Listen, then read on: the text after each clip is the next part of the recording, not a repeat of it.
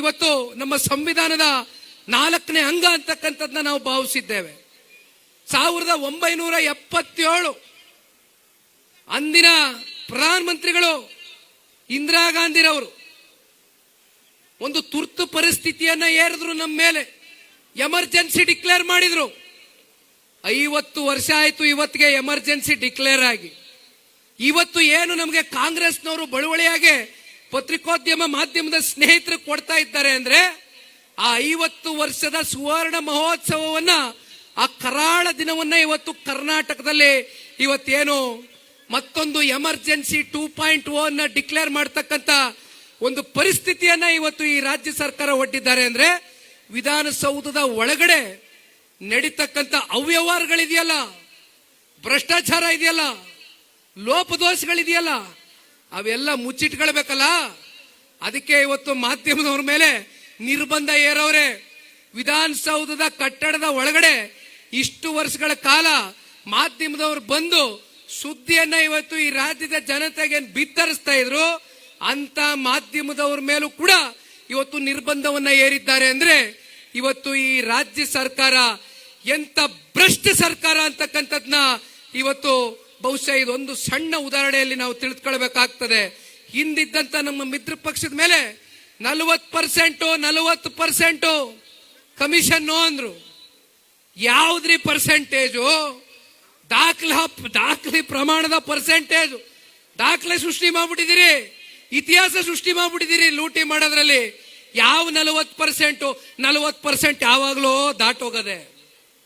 ಇವತ್ತೇನು ಕಾಂಟ್ರಾಕ್ಟರ್ಗಳು, ಸಣ್ಣ ಗುತ್ತಿಗೆದಾರರು, ಮಧ್ಯಮ ಗುತ್ತಿಗೆದಾರರು ಇವತ್ತೆಲ್ಲ ಬೀದಿಗೆ ಬಂದು 37,000 ಕೋಟಿ ಇವತ್ತು ಹಣ ಇವತ್ತು ಪಾವತಿ ಮಾಡಿದಿರಾ, ಅವ್ರನ್ನ ಬೀದಿನಲ್ಲಿ ಇವತ್ತು ಬಂದು ನಿಲ್ಸಿದ್ದೀರಿ.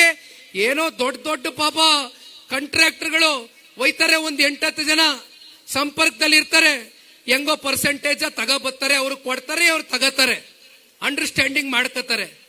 ಸಣ್ಣ ಗುತ್ತಿಗೆದಾರರು, ಮಧ್ಯಮ ಗುತ್ತಿಗೆದಾರರ ಪರಿಸ್ಥಿತಿ ಏನ್ ಸ್ವಾಮಿ?